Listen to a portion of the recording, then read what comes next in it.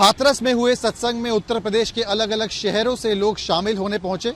अब जो लोग इन हादसे में बच गए हैं वो अब अपने घर को वापस लौट रहे हैं। इस वक्त मैं खड़ा हूं कानपुर में, जहां पर ये पूरी बस जिसमें 60 से 70 लोग सवार हैं, सब एक ही शहर के, एक ही साथ के, और मोस्टली जो लोग हैं वो एक ही घर के, जो उस सत्संग में थे जब वहां पे हुआ भगदड़ मची, और उसके बाद अपनी जान कैसे तैसे बचा के वापस लौट रहे हैं। कोशिश करेंगे बात करने के लिए। माता जी, क्या नाम है आपका? पार्वती देवी। ये आप उस सत्संग में थी जहां पर पूरी ये भगदड़ मची, क्या था, किस वजह से भगदड़ मची, क्या आप लोगों के सामने? भगदड़ कुछ नहीं मची, भीड़ की वजह से निकलने में धक्का मुक्की लगा तो गिर गए महिला। धक्का मुक्की? हाँ, धक्का मुक्की से हम खुद ही गिर गए थे, तो बहुत पकड़ के हम किनारे बैठ गए जमीन में। तो बस वहाँ की वो जो स्लिप कर रही थी, इसलिए लोग आधे तो उसी में दब गए थे। जो स्लिप कर रही थी, जो गिर रहे थे तो वो उठ नहीं पा रहे थे, उसी में धक्के में जो कुछ बुजुर्ग महिलाएं होंगी तारे ऊपर गिर गए, तो जो नीचे दब गए वो। आपके सामने कितने लोगों की इस वक्त, कुछ लोगों की जान जा चुकी थी? दो लोग। उसके बाद आप लोग वहाँ से? हम निकल ही आए थे। तो हर बार इतनी भीड़ रहती है कि इस बार ज्यादा? इससे भी ज्यादा रहती है। तो इस बार क्या व्यवस्था थी? जिसने प्रबंध किया उसका, वो कहीं ना कहीं कमेटी वाले प्रबंध करते हैं। जगह कुछ कम थी, पब्लिक बहुत ज्यादा थे, और वो तो पब्लिक सुनती है, भाग चली जाती भाई। अब इतनी पब्लिक हो जाती कि कुछ कहीं ना कहीं पूरे पार का पूरा रोड जाम था कि गाड़ियां तक नहीं निकल पा रहे थे, इतनी पब्लिक थी। तो कहीं ना कहीं शुक्रगुजार हैं कि आप लोग की जान बच गई और आप लोग जो है वापस। हाँ, बस परमात्मा की रहमत से हम लोगों को तो कुछ नहीं हुआ।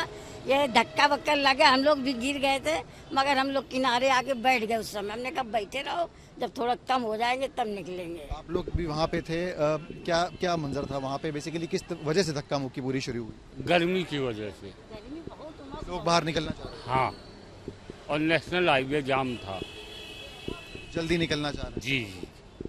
कितने लोग वहाँ पे, अगर पुलिस प्रशासन की बात करें तो कितने लोग वहाँ पे मौजूद थे? क्या ज्यादा फोर्स लगाई गई थी या फिर कम थे व्यवस्था करने? कम से कम 1 लाख व्यक्ति था वहाँ।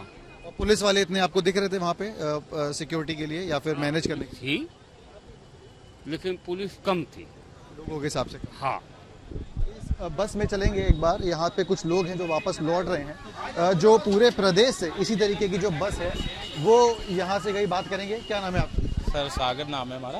आप वहाँ पे थे, क्या मंजर था? बेसिकली क्या आपने देखा, किस वजह से इतना पूरा ये हादसा हुआ? मैं लगभग सुबह 8:30 बजे से वहाँ पे मौजूद था। आज का मौसम की बात करें तो बिल्कुल अच्छा मौसम था, और लगभग 8:30 बजे वहाँ पे वंदना प्रार्थना होती है, वो स्टार्टअप हुआ। 10:30 बजे से कार्यक्रम स्टार्ट हुआ। कहीं भी ऐसा माहौल नहीं लग रहा था कि इतना बड़ा आज हादसा हो जाएगा। हम लोग लगभग पिछले 26 सालों से वहाँ पे दर्शन करते हुए आ रहे हैं। काफ़ी लोगों को लाभ भी होता है और काफ़ी जाने माने हमारे परमात्मा कहे जाते हैं।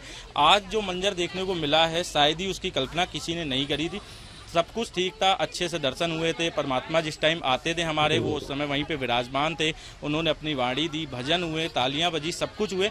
लेकिन जब वो जाने लगे तो कुछ महिलाएं जो थी वहाँ पे, जो गर्मी का माहौल था, बहुत ज़्यादा गर्मी थी आज, और जिस हिसाब से पंडाल देखा जाए जिसको मैदान कहते हैं, तो वहाँ कहीं ना कहीं मैदान छोटा था और पब्लिक कई गुना ज़्यादा थी उस मैदान से, तो उस वजह से भगदड़ वहाँ पर मचती रही। और कुछ महिलाएँ थी, बूढ़ी बुजुर्ग महिला, जिनको घर जाने की जल्दी थी या धूप की वजह से कह सकते हैं, वो कहीं ना कहीं चाहते थे। लोगों ने बताया कि जब बाबा निकले तो उनसे कहीं ना कहीं मिलने के लिए लोग वहाँ पे एक साथ गए, जिसकी वजह से। जी बिल्कुल कह सकते हैं कि जो लोग दर्शन करना चाहते थे, जिनको आज पास से दर्शन नहीं हो पाए, तो वो कहीं ना कहीं प्रभु के दर्शन करने के लिए उन्होंने दौड़ लगाई, जिसकी वजह से ये बड़ा हादसा हुआ। प्रशासन की वहाँ पे जिस तरीके से तैनाती होनी चाहिए थी, या जो ऑर्गेनाइजिंग कमेटी बोल रहे उसके जिस तरीके से इंतजाम होने चाहिए थे, ये देखते हुए कि इतना बड़ा फंक्शन है, इतने बड़े लोग आते हैं, इतना बड़ा सत्संग है, उस तरीके से इंतजाम होते तो बेहतर रहता है। हाँ बिल्कुल, अगर प्रशासन की बात करी जाए तो प्रशासन की अगर अच्छी मुस्तैदी की वहाँ पे की जाती तो शायद इतना बड़ा हादसा होने से टल सकता था। और एक बार बात करेंगे, कोशिश करेंगे अंदर जो लोग हैं उनसे वहाँ बात करने के लिए। क्या नाम है आपका भाई? नारायण सकारी की संपूर्ण ब्रह्मांड में सदा सदा के लिए जय जयकार हो। जगत जननी शकार माँ मातेश्वरी की संपूर्ण ब्रह्मांड में सदा। आप वहाँ पे थे, आपने हादसा हुआ? जी मैं था। मैं जब निकला हुआ था तो मैं सोचा हादसा नहीं हुआ था, लोग बेहोश होकर गिर रहे थे, गर्मी अधिक के कारण ऐसा हो रहा था। तो अब ये साजिश हो सकती है किसी की या कुछ और कुछ हो सकता है, मुझे नहीं पता। मैं जब निकला था तो सब कुछ मैटर सही था, लेकिन इसके बाद पता नहीं क्या हुआ, लोग गिरते जा रहे थे बेहोश के जैसे। चक्कर खाना ना बनना था वहाँ पर, तो लोग गिर रहे थे। अपने आप को आप लोग लकी महसूस कर रहे हैं कि आप लोग नहीं फंसे उस पूरी भगदड़ में? और वापस हम तो बच गए, मेरे सामने कुछ नहीं हुआ, हम लोग निकल आए थे पंडाल के बाहर।